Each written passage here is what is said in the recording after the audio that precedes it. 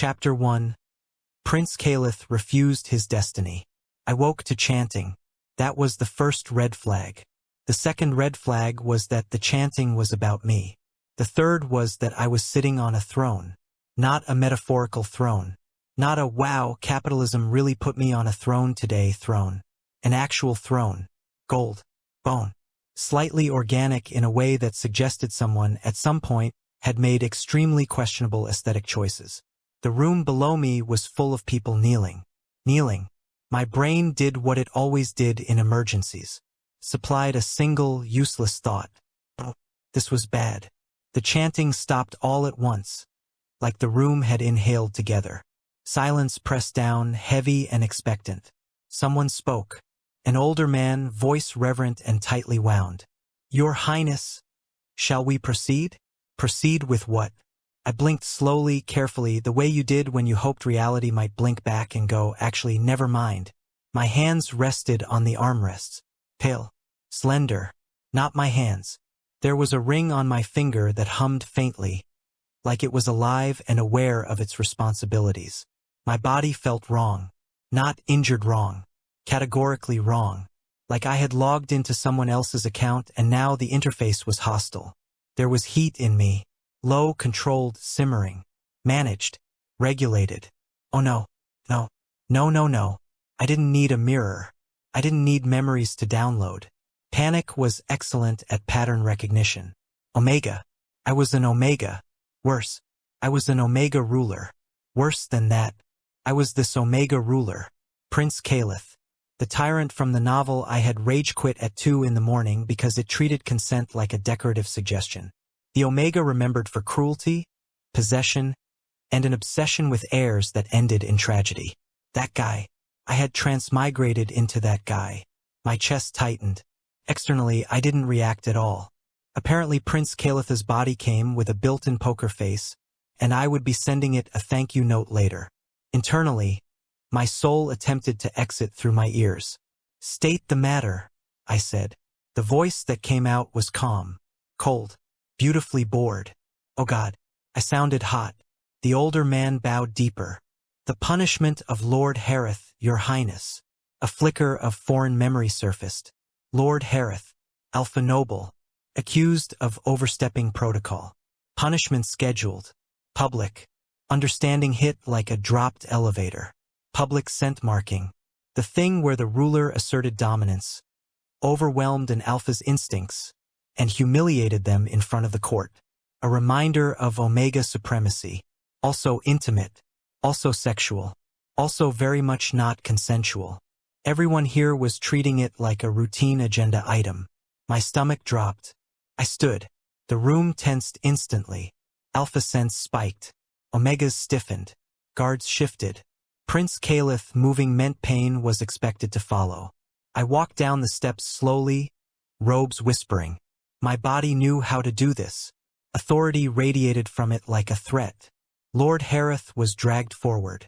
He looked resigned, prepared, like a man who had already rehearsed his dissociation.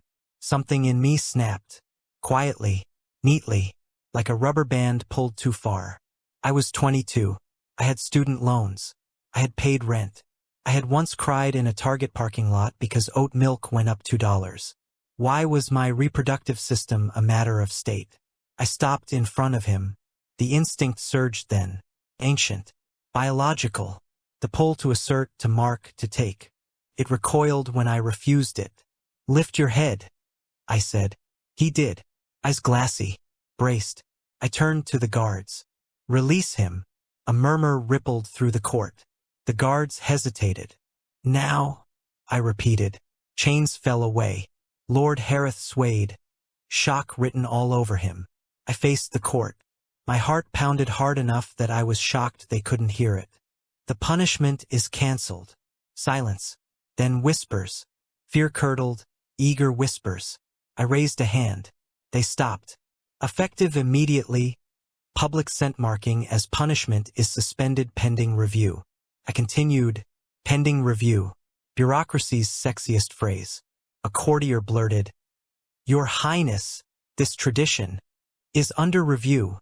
unless anyone here wishes to volunteer for evaluation. I said pleasantly. No one did. Good. We were learning. I returned to the throne and sat. My legs felt like jelly. My posture remained flawless. Another official stepped forward, holding a scroll so long it felt vaguely threatening. The succession hearing. Postponed. She blinked. For how long, Your Highness? I thought about heirs. Forced bonds. Narrative trajectories that ended in blood and regret. I smiled. Indefinitely. That landed. Whispers exploded. Fear spiked. Someone dropped a quill. I added. We will also be commissioning a comprehensive review of Omega health policies, heat management protocols, and consent frameworks. The room went very still. I could practically hear the thought forming. He wasn't gentler. He was worse. Excellent. As if summoned by narrative irony, another official rushed in, breathless. Your Highness, news from the Western Front, he said. I braced. The captured Alpha Commander has arrived. Him. General Rice Vallon, the undefeated Alpha General. The man who, in the original story, was chained, broken, and forced into a bond that destroyed them both. He will be presented tomorrow as a symbol of conquest. The official continued. I nodded slowly, like I was considering execution methods. Internally, I was screaming into the void. Very well, prepare appropriate accommodations, I said. Accommodations? Someone echoed faintly. I met their gaze and smiled thinly. Yes, we are not animals. The court shuddered. As they dispersed, whispering that their prince had grown colder, more calculating, more terrifying than ever. I sat back on my throne and exhaled for the first time since waking. Okay. New rules. Rule 1. Do not reenact the plot. Rule 2. Absolutely no forced bonding. Rule 3. Under no circumstances was I getting pregnant. I did not care what destiny said. If fate wanted to fight me, it could get in line behind my anxiety disorder and my student debt trauma. And tomorrow, apparently, I would meet an alpha who expected chains. Poor man. He had no idea how disappointing I was about to be. Chapter 2. The alpha who kneels for nothing.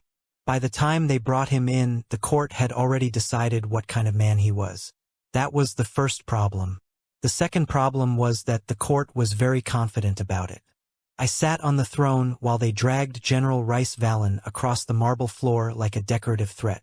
Chains clinked with every step. Heavy ones. The kind designed to make a point, not just restrain movement. His wrists were bound behind his back. Shoulders pulled tight enough to force submission into his posture, whether he wanted it or not. His head was bowed. Not in reverence. In calculation. I could smell the inhibitors before I could properly see him. Sharp. Chemical. A deliberate dulling of alpha presence. The palace used them on prisoners who were expected to break eventually. The court murmured, satisfied. This was the undefeated Alpha General. The one who had burned supply lines, shattered battalions, refused to kneel to anyone. Now kneeling because physics and numbers had finally caught up with him. He was stripped of rank insignia but not dignity. That was inconvenient. I felt the instinctual pull immediately. Not attraction. Awareness. My body registered him as a threat and a resource at the same time, which was deeply unsettling. I ignored it. A herald stepped forward, voice ringing. General Rice Vallon of the Western Coalition, he announced. Captured in battle. Presented before His Highness Prince Caliph as proof of conquest. Rice remained silent. Did not bow deeper. Did not speak. Did not beg. Excellent. I already liked him, which was alarming. I leaned forward slightly, resting my chin on my hand in what I hoped read as predatory contemplation instead of internal screaming. This man had walked into this room expecting 3 outcomes.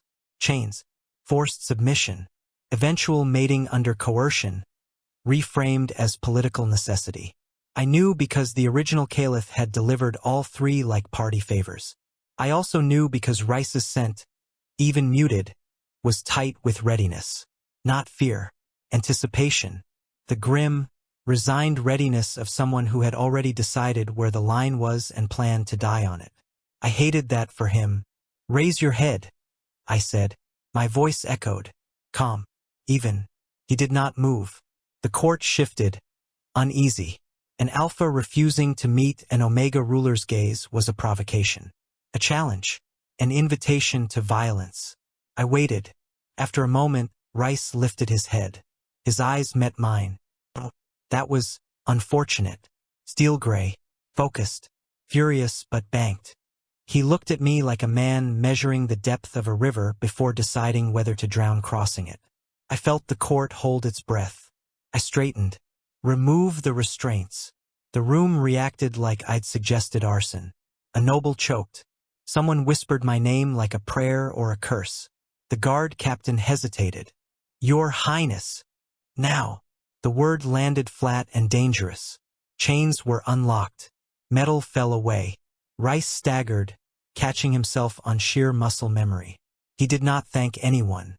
Did not bow. Did not kneel again. Good. And the inhibitors, I added.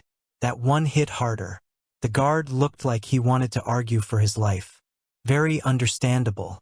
I gestured impatiently. The collar was removed. Rice inhaled sharply as his scent returned to him, rolling out in a controlled wave. Alpha. Strong. Not aggressive. Held tight like a blade sheathed by discipline rather than fear. The court stiffened. I felt my body respond instinctively, heat flickering low, interested in all the wrong ways. I shut that down immediately. Stand, I said. Rice did. He stood at full height now, broad-shouldered, scarred, very much unbroken. The imbalance in the room shifted. This was no longer a display of dominance. It was a negotiation no one had prepared for. I studied him openly. You expect imprisonment, I said. He didn't answer. You expect humiliation. Still nothing. You expect eventual coercion framed as mercy. That got a reaction. Just a flicker. His jaw tightened. I will not be providing any of those. The silence that followed was so loud it hurt. I stood. Every instinct in the room screamed that this was the moment where I circled him, scented him, marked him, proved my power. Instead, I stepped back. General Rice Vallon, you are hereby reassigned, I said. The court erupted. To what? Rice asked finally, voice low, rough, clearly expecting the worst. I smiled faintly. My personal guard. If silence had mass, it would have crushed us all. Rice stared at me. Then he laughed. Once. Sharp and disbelieving. This is a trick, he said. No, it's a job, I replied. I am a prisoner. Now you're inconvenient, I said. That confused him more than cruelty ever could. You expect loyalty, he said carefully. I expect professionalism. You expect submission. I expect you not to stab me. A pause. That can be arranged, he said. Progress. The court was openly horrified now. This was not how conquest worked. This was not how Omegas ruled. This was not how stories went. I didn't care. You will be housed in the East Wing, no chains. No inhibitors. You will accompany me at all times. I continued. And if I refuse? He asked. I leaned in, just enough to let the weight of the throne show. Then I imprison you. We both know how that ends. I am offering an alternative, I said pleasantly. He searched my face, looking for the lie, for the hidden cruelty, for the long game. He found none, which did not comfort him. I accept under protest, he said finally. Duly noted. I turned back to the court. You are dismissed. They left in a frenzy of whispers. Rice remained. I descended the steps again, stopping a careful distance from him. You will not kneel unless required by protocol, I said. He frowned. Protocol requires. I just changed it. He exhaled slowly. You will not send me without permission. Something dark and startled crossed his face.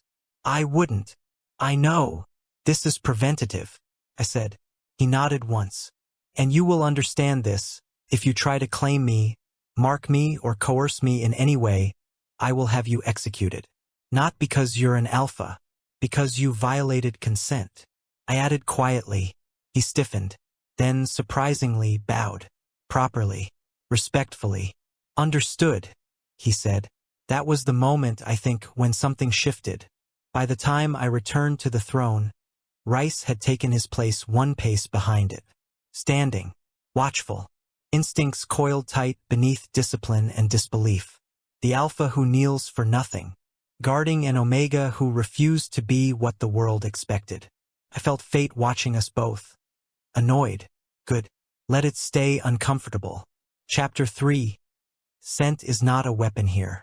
By the third day, it became clear that assigning General Rice Vallon as my personal guard had not, in fact, caused the palace to collapse into chaos. This deeply disappointed everyone. It also deeply unsettled me. Rice shadowed me everywhere. Not in a dramatic way. Not looming. Not performative. He didn't stand too close, didn't trail too far behind. He simply existed one pace back, consistently, like a fact no one could argue with. I noticed him because my body noticed him. That was problem number 1. Problem number 2 was that he noticed me noticing him, and then very carefully pretended he hadn't. The first council meeting after his reassignment lasted 3 hours and 27 minutes, which was already a crime against humanity.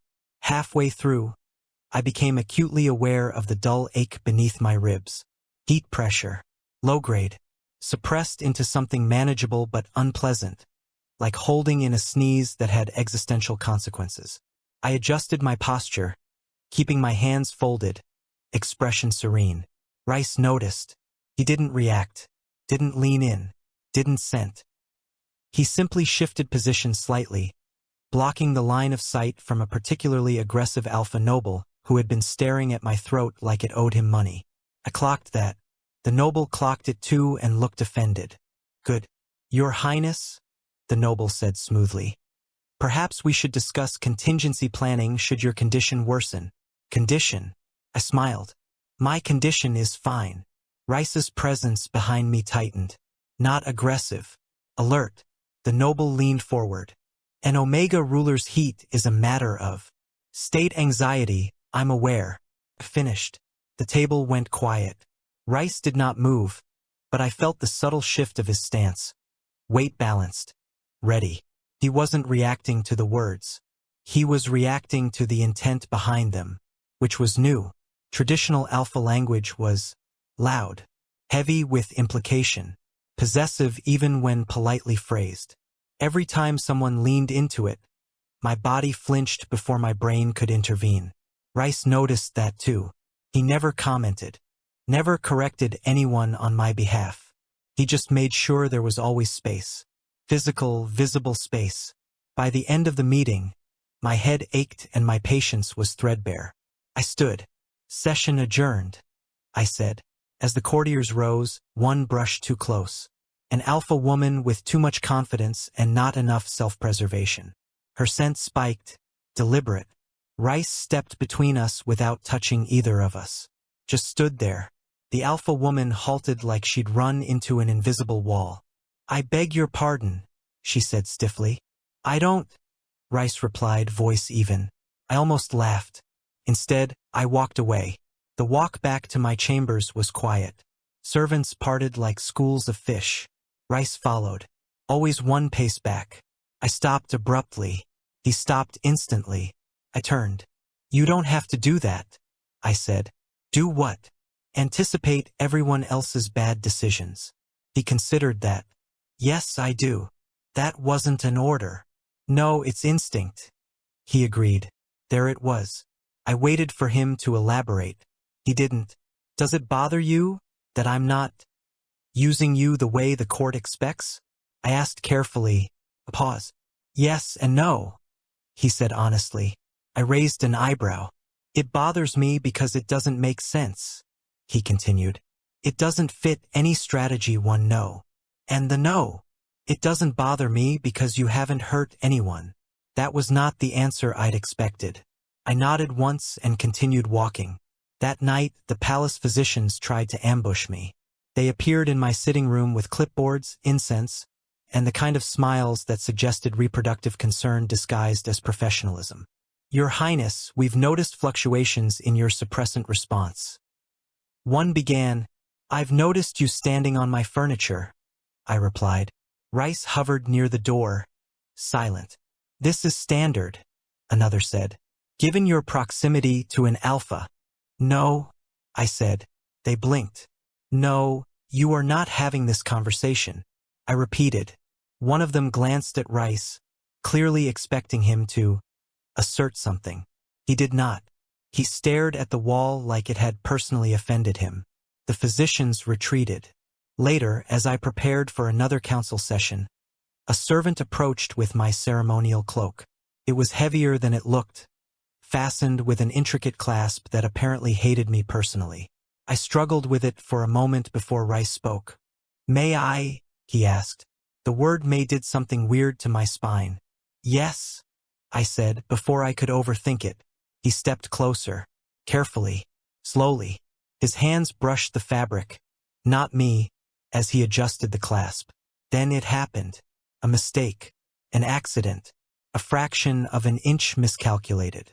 Our scents brushed, not fully, just the edge of it. Heat flared, sharp and disorienting. His alpha presence surged instinctively in response. Immediately reined in so hard it felt like snapping a steel cable. We froze. Time stretched thin and dangerous. I became acutely aware of his breath, his warmth, the fact that if this were any other story, this was where something irrevocable would happen. Didn't. Rice stepped back instantly. 2 full steps. Head turned away. Scent pulled tight, locked down. "I apologize," he said. My heart did not calm down. "Accepted," I managed. He did not approach again. The rest of the day passed in a haze. Meetings, reports, polite fear, whispers that the prince was playing a deeper game. Rice remained 1 pace behind me, watching, waiting, guarding me like I was something fragile and dangerous at the same time. That night, lying awake, heat dulled but present, heart still racing for reasons I refused to unpack, I stared at the ceiling and thought, scent is not a weapon here. And for the first time since waking up in this body, the world did not immediately try to punish me for saying no. Which meant, of course, that it was only a matter of time before it tried harder. Chapter 4: Heirs, Heat, and Public Speculation. The palace discovered my upcoming heat the way organizations always discover things. Through paperwork. Specifically, through an official medical report stamped 3 times and delivered to my desk like an accusation. I stared at the phrase projected Omega heat window, imminent for a long moment, then closed the folder very gently, as if it might explode. This was not information. This was a threat. By noon, everyone knew. Physicians hovered. Not subtly. They began appearing in doorways like concerned ghosts. Every conversation I had was suddenly very careful, very slow, and very focused on my general wellness in a way that made my skin itch. "How are you feeling today, Your Highness?" one asked brightly. "Alive," which feels like an achievement. They did not laugh. I extended my suppressant regimen that afternoon, doubled the review cycle, approved a new formulation that tasted like betrayal and regret. The head physician tried to argue. "Your Highness, prolonged suppression has risks. So does pregnancy, we all have hobbies," I replied. That went into the minutes. The phrase ceremonial heat acknowledgement appeared next. I delayed it, indefinitely. When pressed, I proposed succession reform within the next decade. A decade. 10 years. I said it calmly, casually, like I wasn't dropping a bureaucratic grenade into a dynasty built on immediate heirs and ritualized reproduction. The court reacted exactly as expected. They assumed I was hiding a mate, not considering a mate, not negotiating, hiding. This was, apparently, the only explanation that made sense. Because an Omega ruler delaying heat rituals without an Alpha involved was unthinkable. Pathological, possibly treasonous. Whispers followed me everywhere. The prince is already claimed. They say it's a political bond. No, it's personal. I heard it's the general. I did not hear that one personally. Rice did. He did not comment, which was somehow worse. The magical audit happened 3 days later. Audits were meant to be neutral, purely administrative. A sweep of residual magic in the palace to ensure nothing destabilizing was lurking. Unfortunately, residual heat magic did not care about intentions. I stood in the center of the sigil circle, arms folded, expression serene, while a team of mages chanted and traced lines of light through the air. Rice stood just outside the circle, watching. I felt fine at first, annoyed but fine. Then the magic hit something in me that had been tightly locked down for weeks. Heat surged, sharp and sudden, like a switch flipped without my consent. My knees weakened. I swayed. The room tilted. Rice moved. Not dramatically, instinctively. He caught me before I hit the floor. Hands on my arms. Solid. Grounding. The circle erupted into panicked murmurs. "Your Highness, is this expected? Should we call the physicians?" I became acutely aware of several things at once. 1. I was being held by an alpha. 2. Everyone was watching. 3. My body was reacting in ways I did not have time to explain. Rice stiffened, clearly realizing the same thing. He tried to let go. Panicked. My brain made a decision without consulting me. I grabbed the front of his uniform and kissed him. It was fast, brief, barely there. A startled, controlled, "Oh God, this is happening" kiss. It was not romantic. It was a press conference. The room went dead silent. Rice froze completely. I pulled back immediately. Silence stretched. Dangerous. Speculative. I straightened, forcing my posture steady, my expression cool. "Continue the audit, I am fine," I said. No one moved. Rice did not touch me again.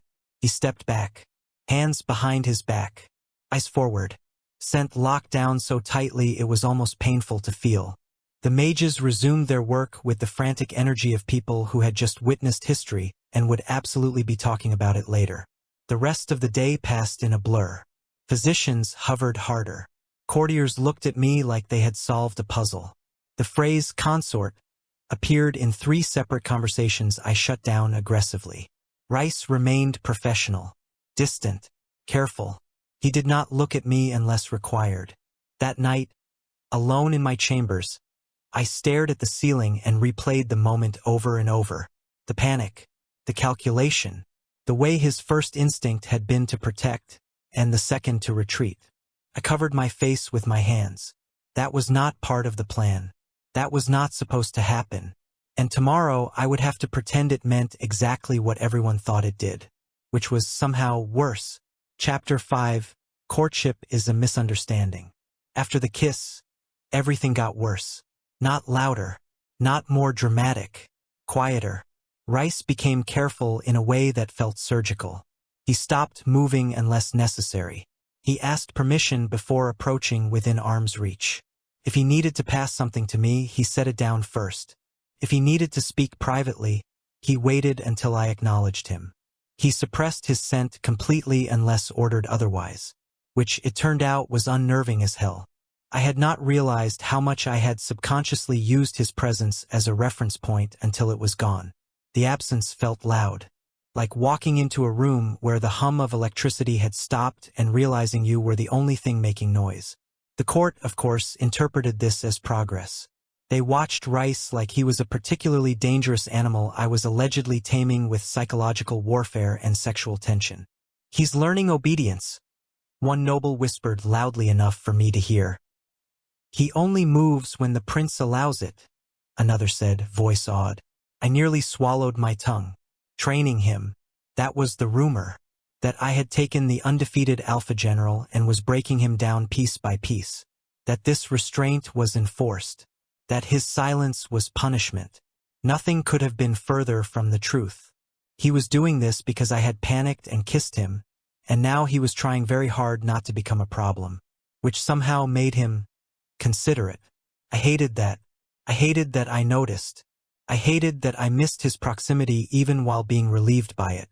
During council sessions, he stood farther back now, still 1 pace behind the throne, but angled slightly away, protective without being invasive, watchful without looming. I caught myself glancing back at him more than once. He never met my eyes. It felt like punishment even though I knew it wasn't. The pressure from the court escalated. Every policy delay, every health reform, Every succession deferral was now evidence of a courtship in progress. Apparently, nothing said romance like consent legislation. The phrase bond preparation appeared in a report. I crossed it out so hard I tore the page. Things came to a head during a diplomatic reception I hadn't been able to cancel without starting a war. The hall was packed. Too many alphas. Too many scents layered thick and territorial in the air. My suppressants were holding, but barely. Rice noticed immediately. He shifted closer. Not touching, just present. An alpha noble approached. Tall, smiling too widely. Scent aggressive in that polished, socially acceptable way that made my shoulders tense before I could stop myself. "Your Highness, you look radiant," he said, bowing shallowly. I did not. He leaned closer. Rice moved. Not fast. Not violent. Just stepped between us. The noble's smile faltered. "General." "Step back," Rice said. The noble scoffed.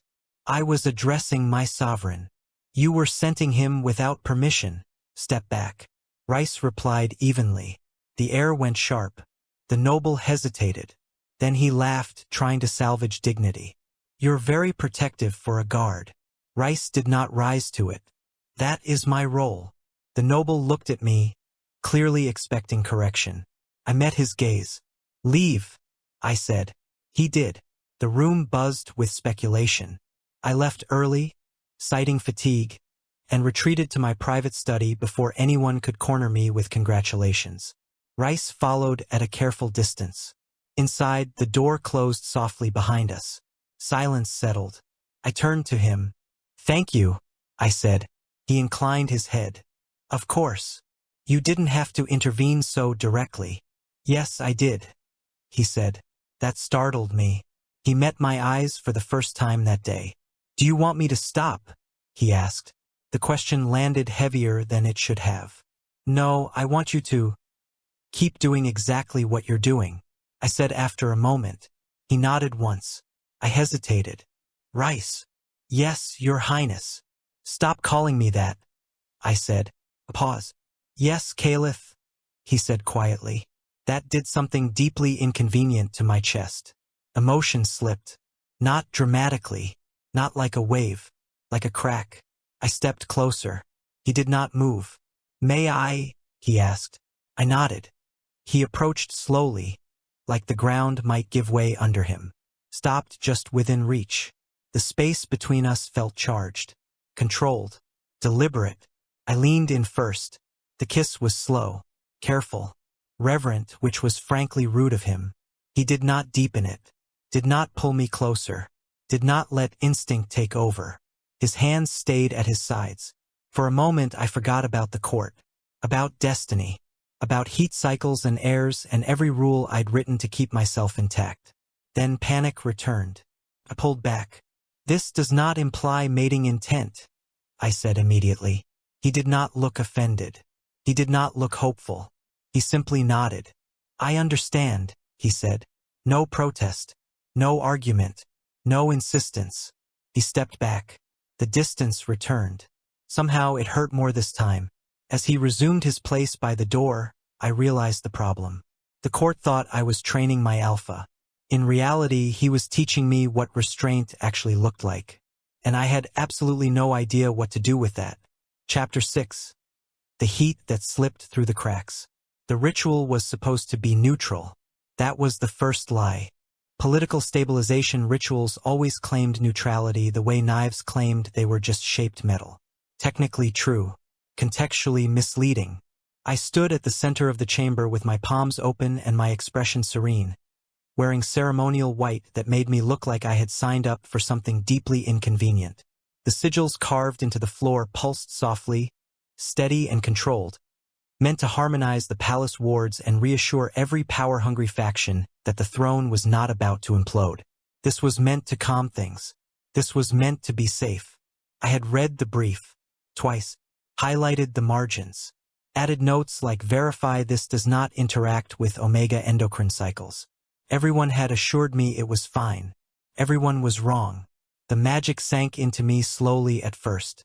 Warm, almost pleasant. I relaxed a fraction, shoulders loosening as the tension eased. Then it hit the suppressant wall and rebounded. Hard.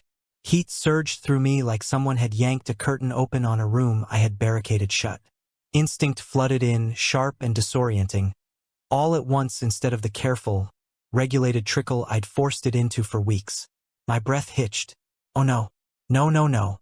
My vision blurred. The sigils flared brighter, reacting to my reaction, which felt deeply unfair. This isn't normal, one of the ritualists said, alarm creeping into his voice. I swayed. The room tilted.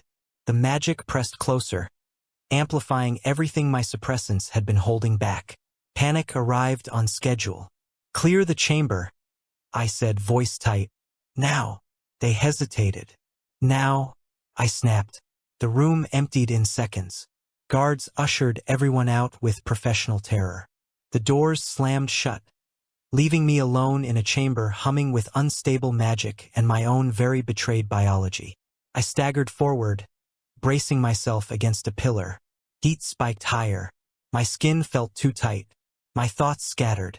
Instinct clawed at me, frantic and demanding in a way I had been actively avoiding since waking up in this body. This was exactly what I hadn't wanted. This was the crack fate had been waiting for. I heard the door open again. No, I said, clear the. Rice stepped inside. He stopped short when he saw me. Everything in his posture went rigid. Alert, controlled, alarmed. I shouldn't be here, he said immediately. Correct. You need to leave, he continued, already turning away. I'll call the physicians. Alphas. Don't, I said. My voice sounded wrong. Too thin. Too tight. He froze. I slid down the pillar until I was sitting on the floor. Arms wrapped around myself like that might keep my body from betraying me further. I don't want them. I don't want anyone, I said. He stood there, back half turned, fighting something I couldn't see but could absolutely feel. You're not thinking clearly, he said. I am thinking very clearly, I replied. Silence stretched. I need you, I said. That made him turn around. Slowly, carefully, like I might shatter if he moved too fast. You cannot ask me that, he said hoarsely. I know, that's why I'm asking, I said. The words felt like knives coming out of me. He swallowed. Hard. Caliph, if I stay, this changes things, he said, and this time my name sounded like something fragile. I know, I said again. Heat surged, dizzying. I am not ordering you. If you leave, I will not hold it against you, I added. He closed his eyes. For a moment I thought he would go. Part of me hoped he would. Then he crossed the room and knelt in front of me. Not in submission, in grounding. He didn't touch me. Not yet. Look at me, he said. I did. His gaze was steady, focused, anchoring. Tell me what you want. Not what instinct is screaming. What you want, he said. My chest hitched. I want this to stop, I said. I want to not be alone. I laughed weakly. I want a solution that doesn't ruin everything. He nodded. I can help, but only if you say yes. And only if you can say no at any moment, he said. Yes, I said immediately. Then quieter because this mattered. Yes, I consent. He exhaled like he'd been holding his breath for weeks. He touched me then, carefully. Warm hands, steady, grounding me back into my body instead of dragging me out of it. The magic responded. Heat surged, then steadied, like it had finally found something to latch onto that wasn't tearing me apart. Instinct took over next. Not violently, not cruelly, just inevitably. The world narrowed. Sensation blurred. My thoughts fractured into panic and relief and a constant, furious awareness that this was not how this was supposed to happen. I was not in love. I was not ready. I was not choosing destiny. I was choosing survival. Somewhere in the haze, I felt something catch. A thread. A pull. Not a full bond. Just a flicker. Incomplete. But real. That terrified me more than the heat ever had. When I finally slipped under, exhausted and overwhelmed, the last thing I registered was Rice holding me like something precious and dangerous, like he'd been entrusted with a truth he would never betray. I fell asleep horrified. I woke briefly once, enough to feel it. The bond. Not locked, not sealed, but there, waiting. I fell back into sleep with my heart in my throat. Rice did not sleep like that. Later, I would learn that he lay awake for hours, senses tuned entirely to me, instinct settling into something deep and reverent and irreversible. Bonded, while I dreamed of ways to undo everything. Chapter 7. Mating Without Romance. I woke up staring at the ceiling and immediately knew 3 things. 1. I was alive. 2. I was naked. 3. I had made a catastrophic administrative error. The ceiling above me was unfamiliar. Pale stone, gold inlay, hairline cracks that suggested history, wealth, and extremely poor ventilation standards. Morning light filtered in through tall windows, too soft for the situation. My body felt wrong in a new way, not aching, not injured, settled. That was the problem. Heat was gone, not suppressed, gone, burned out, like a fire that had finally consumed all available oxygen and left behind warm ash. There was a weight on my senses, subtle, constant, a pressure that hadn't been there before. I swallowed. Oh no, I did not move. Moving would make this real. I lay there and stared at the ceiling like if I ignored reality hard enough it might file a complaint and leave. This was not how romance novels framed mornings after. This was how you woke up after accidentally committing treason against your own life plan. I heard fabric shift. I froze. Rice moved into my line of sight. He was fully dressed. Uniform immaculate. Hair tied back. Not a single visible sign that the world had fundamentally rearranged itself sometime between midnight and dawn. He knelt. Immediately. Not slowly. Not ceremonially. One knee. Head bowed. Hands folded behind his back. Like he had rehearsed this. My soul tried to escape again. I offer formal claiming, he said. Just like that. No preamble. No apology. No explanation. I offer lifelong protection, he continued. Political marriage, if you will have it. Public acknowledgement of the bond. I will accept whatever terms you set. I stared at the ceiling. I wondered, distantly, if abdication could be retroactive. Like, if I resigned now, would the universe let me go back to being a stressed 22-year-old with a broken laptop and no heirs? I will not pressure you, but I will take responsibility, Rice said quietly. I closed my eyes. This was worse than yelling. This was worse than anger. This was a man who had decided that what happened last night meant everything. And I had decided it meant survival. We were standing on opposite sides of a canyon, waving politely. Please get up, I said. He did not move. I am not accepting anything right now, I added, including vows, destinies, or legally binding declarations made before breakfast. Yes, I understand, he said. He stayed kneeling. I pinched the bridge of my nose. Everyone needs to leave, physicians, guards.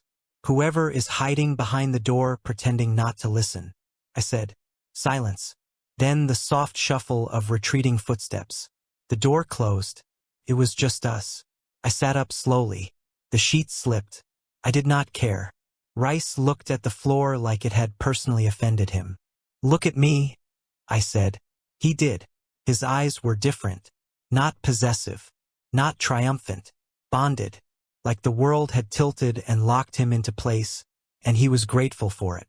That made my chest hurt in ways I was not prepared to unpack. I need to be very clear, I said. Yes, he replied. What happened last night does not mean I want this, I said. It does not mean romance. It does not mean destiny. It does not mean I've changed my mind about anything. I believe you, he said immediately. That threw me. You believe me, I repeated. Yes. No hesitation. No wounded pride. No attempt to reinterpret my words into something more flattering. I don't think you tricked me, and I don't think you're pretending, he added. My throat tightened. Do you fear me? He asked gently. The question hit harder than the vows. I laughed once, sharp and humorless. I fear everything. You're not special, I said. that made him smile faintly. Something in me snapped again. Not like before. Not panic. Frustration. Grief. Anger at a universe that refused to let me do things halfway. I leaned forward and kissed him. Hard. Brief. Messy. It wasn't tender. It wasn't sweet. It was a challenge and a confession and a demand all at once. Then I pulled away, shaking. "This does not mean I want this," I said again, more fiercely. "This does not mean I'm choosing you. This does not mean—" "I know," he said. He did not move closer. He did not touch me. "I know, and I am still here," he repeated. That was worse. I turned away and stared at the wall. "Don't kneel," I muttered. He rose immediately. "Don't follow me unless I ask." "Yes. Don't assume anything." "I won't. And don't fall in love with me," I said, voice tight. He was quiet for a long moment. Then, honestly, "I can't promise that." I swallowed. "But I can promise not to make it your burden," he added. That was the moment I realized the problem. I had not accidentally bonded with a tyrant. I had bonded with a man who understood restraint as devotion, which was infinitely more dangerous. When he resumed his place by the wall, not looming, not distant, just present, I lay back down and stared at the ceiling again. Mating without romance. Bond without intention. A dynasty-sized mistake wrapped in consent and mutual respect. I closed my eyes. This was not how the story was supposed to go, which meant inevitably it was exactly how it would. Chapter 8. Probation includes maternity leave. The confirmation arrived in a sealed envelope with 3 signatures and a wax stamp that implied permanence. That was rude. I stared at it for a full minute before opening it, as if the contents might change out of respect for my denial. They did not. Confirmed, the bond has stabilized. The pregnancy is viable. The head physician said gently, like he was delivering good news. The room exploded. Someone cried. Someone laughed. Someone immediately knelt. I sat there, hands folded, expression blank, staring at the physician like he had personally wronged me. Pregnant. I was pregnant. I had actively, aggressively tried not to be. I had built policies, extended suppressants, delayed rituals, avoided proximity, established boundaries with the enthusiasm of a man taping off a crime scene. And still, I had a dynasty problem. The bond apparently had settled fully overnight. Not tightened. Not claimed in the traditional sense. Just present. Like a notification I couldn't swipe away. The palace lost its collective mind. Celebrations began within the hour. Banners appeared. Someone released doves. There was music in the corridors and joy in the servants' eyes like this was something they had been waiting for personally. Heir, they whispered. Stability. A blessing. I smiled thinly and excused myself before I could commit treason. Rice followed as he always did. Except now everything about him was different. Not louder. Softer. He moved like I was breakable. Like every breath I took was something he was aware of. His scent stayed muted unless I explicitly asked otherwise. When he reached for anything near me, his hands hovered first, waiting for permission.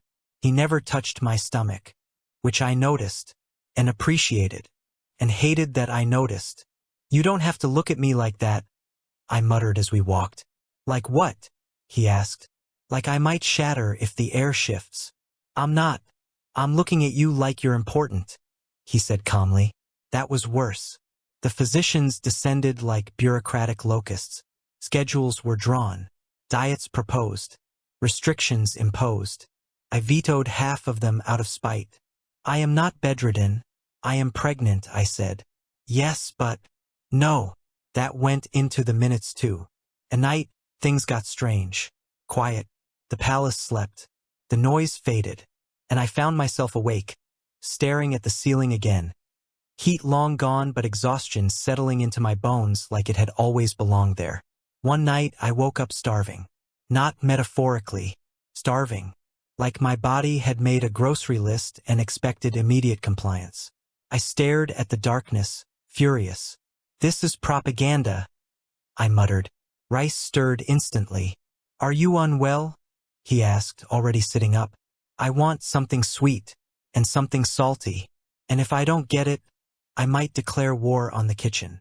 I said. He was out of the room in seconds. He returned with an absurd tray of food and a look of quiet triumph like he had personally defeated an enemy. I ate in silence. He watched like this was sacred. Stop that, I said with my mouth full. Stop what? Looking at me like that. Like I'm proud. Yes. He didn't stop. Days passed like that. Shared silence. Paperwork. Careful steps. Hands hovering, always asking. May I sit? He'd ask. Yes. May I speak? Yes. May I stay? Always yes. That was the problem. The court watched all of this with poorly concealed delight. They thought this was romance. They thought this was destiny fulfilling itself. They thought I was glowing. I was tired. One evening, after a full day of meetings I absolutely should not have attended but refused to cancel out of spite, I collapsed into the chair by the window in my private sitting room. My head hurt. My back hurt. My patience was gone. Rice knelt in front of me, not in submission, just to be at eye level. You should rest, he said. I am resting. This is what rest looks like now, I replied. He hesitated. May I help? With what? He gestured vaguely. Existing. I snorted. Fine, sit, I said. He sat beside me, careful. Close enough to be warm, not close enough to assume.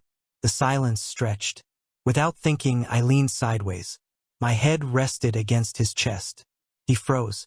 Every muscle locked like he'd been ambushed. Then, slowly, he relaxed. One arm hovered. Waited. Permission, he murmured. Yes, I said. His arm settled around me, light and steady. I exhaled. For a moment, the world felt unmanageable. I don't know why I did it. Exhaustion, probably. I tilted my head and kissed him. Not dramatic. Not panicked. Just a soft, absent brush of lips against his chest. Half asleep and unthinking. Then my brain caught up. I pulled back. Oh no, that was voluntary. I stared at him. He stared back, eyes wide, breath caught, not moving an inch. I began. He shook his head immediately. You don't have to explain. I didn't mean. I know. You're not allowed to. I'm not assuming anything, you leaned. I stayed. He said gently. That was fair. I leaned back against him again, more carefully this time. Don't get ideas, I warned. I won't, he said. He sounded like a liar, but he stayed exactly as he was. Warm, quiet, waiting. The bond hummed softly between us, not demanding, not claiming, just present. I closed my eyes. Probation included maternity leave, apparently. And somehow, against every plan I had made, I wasn't doing this alone. Which terrified me, which comforted me, which I would absolutely not be acknowledging out loud anytime soon. Chapter 9. A dynasty he never asked for. By the time I signed the last decree, my wrist hurt and my patience was dead. The council chamber smelled like ink, old wood, and barely suppressed anxiety. Outside, banners still hung from the pregnancy celebrations. Inside, I was dismantling centuries of tradition with a pen and an extremely unimpressed expression. This statute criminalizes forced scenting, the chancellor said slowly, like he was reading a threat instead of a law, across all castes. Yes, I said, and this one redefines mating bonds as invalid without explicit, revocable consent. He continued, swallowing, yes, and this grants Omegas the right to refuse heat-related ceremonies without political penalty. He said, voice strained. I looked up. You're doing great. Keep going. Silence followed. Someone cleared their throat. Your Highness, these reforms will change things. An elder noble said carefully. I am counting on it, I replied. They were afraid. Good. Not of chaos. Of precedent. The room had the energy of people realizing the world they understood had been quietly rewritten while they were arguing about heirs. I didn't soften it. I didn't apologize. I signed the final page and set the pen down. That will be all, I said. They left in stunned clusters, whispering about autonomy like it was contraband. Rice waited outside. He always did. Except now people bowed to him too. Not deeply, not officially, but with recognition. Consort in waiting. I hated the phrase. I tolerated the reality. The announcement came that afternoon. Formal, public, unavoidable. I delayed claiming indefinitely. That part caused visible distress. Then I named Rice Vallon as consort in waiting. The court exhaled like they'd been holding their breath since my transmigration. Rice did not move. Later, in private, he knelt. I sighed. We talked about this. He rose immediately. Habit. I'm not claiming you, I said. I know. This is not a promise. I know. This is me buying time. He nodded. Then I will wait. That was always his answer. Time passed. Not dramatically. Not in montages. In meetings. In quiet meals.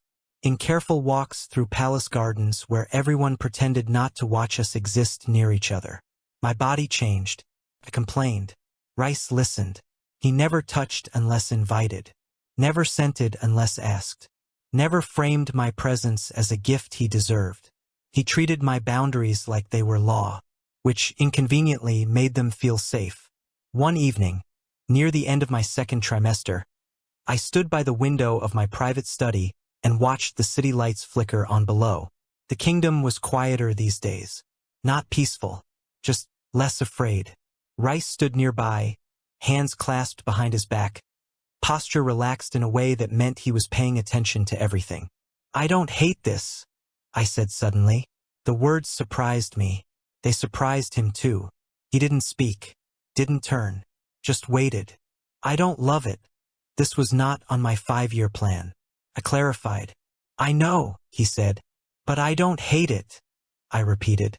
I looked at him then, really looked, at the man who had expected chains and gotten policies, at the alpha who learned restraint without being asked, at the bond that existed without claiming, humming quietly like it knew better than to demand. Rice met my gaze. May I stay? He asked. Not forever. Not as destiny. Stay. I crossed the room. I stopped in front of him, and then I kissed him. Slowly, carefully, without panic clawing at my throat, without obligation whispering in my ear. It wasn't desperate. It wasn't triumphant. It was chosen. I pulled back just enough to speak. I'm still here, I said. I didn't say I wanted this. I didn't say I was happy. I didn't say I loved him. Rice bowed his head like I'd given him a vow. That is enough, he said quietly, and he treated it like something sacred. I turned back to the window. Below us waited a dynasty I had never asked for, shaped by a refusal instead of a conquest. If this was fate's compromise, then fine. I would live with it, on my terms, one policy at a time.